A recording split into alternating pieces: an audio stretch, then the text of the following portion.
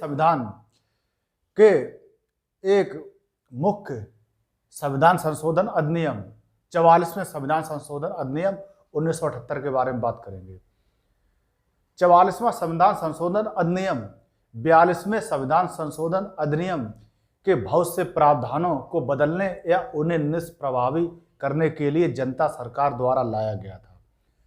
इंदिरा गांधी की सरकार ने 1975 में 42वें संविधान संशोधन अधिनियम के द्वारा संविधान के कई उपबंधों में परिवर्तन करके भारतीय नागरिकों के मूल अधिकारों का हनन किया था।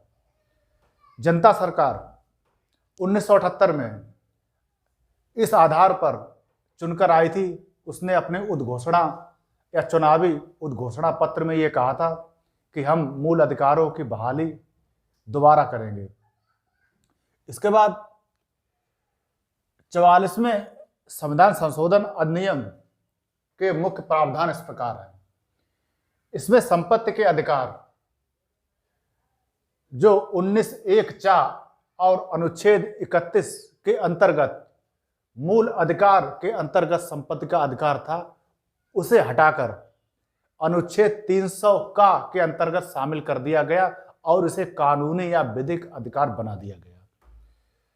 और अनुच्छेद 22 के अंतर्गत जो निवारक निरोध कानून था, उसमें संशोधन किया गया। इसमें राज्य द्वारा किसी व्यक्ति को निरुद्ध करने की जो शक्ति थी, उसे सीमित करने की बात कही गई।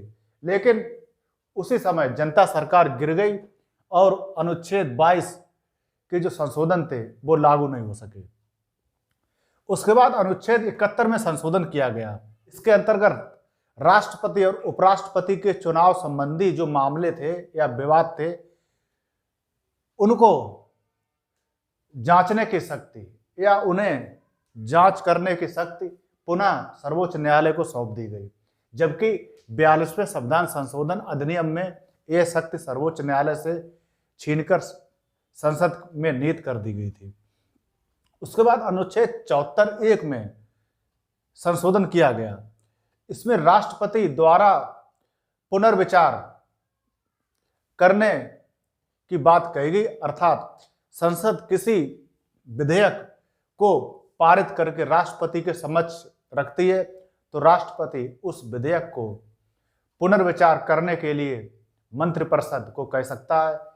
लेकिन मंत्रिपरिषद दोबारा राष्ट्रपति के समक्ष उस विधेयक को रखती है।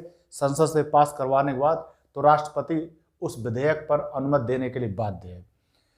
इसके बाद लोकसभा और राज्य विधानसभाओं का जो कार्यकाल था पुनः 5 वर्ष कर दिया गया, जबकि 42वें संविधान संशोधन अधिनियम में लोकसभा और राज्य विधानसभाओं का कार्यकाल 6 वर्ष कर दिया गया था। इसके बाद अनुच्छेद 352 के अंतर्गत राष्ट्रीय आपात या नेशनल इमरजेंसी की उद्घोषणा का आधार अनुच्छेद 42 में यह रखा गया था आंतरिक अशांति, लेकिन आंतरिक अशांति की परिभाषा स्पष्ट नहीं थी। इसलिए अनुच्छेद 352 के अंतर्गत राष्ट्रीय आपातकाल का आधार आंतरिक अशांति के स्थान पर सशस्त्र विद्रोह का आधार रखा गया।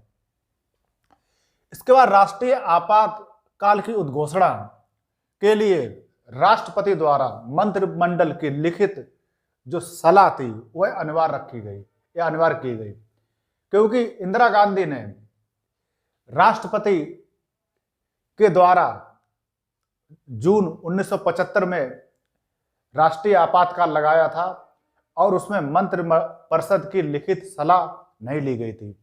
मंत्रिपरिषद को केवल यह सूचित कर दिया गया था कि देश में राष्ट्रीय आपातकाल लगा दिया गया है। इसके बाद आपातकाल के दौरान अनुच्छेद 358 के तहत अनुच्छेद 19 का निलंबन तभी किया जा सकेगा जब आपात की उद्घोषणा युद्ध या बाह्य आक्रमण के आधार पर की गई हो। अनुच्छेद 19 बोलने की स्वतंत्रता या अभिव्यक्ति की आजादी से संबंधित अनुच्छेद है। इसके बाद अनुच्छेद 359 के आधार पर अनुच्छेद 20 और 21 जो जीवन कि स्वतंत्रता से संबंधित अनुच्छेद है उनको किसी भी हालत में निलंबित नहीं किया जा सकता, जबकि 42वें संविधान संशोधन अधिनियम में अनुच्छेद 20-21 को निलंबित करने की बात कही गई थी।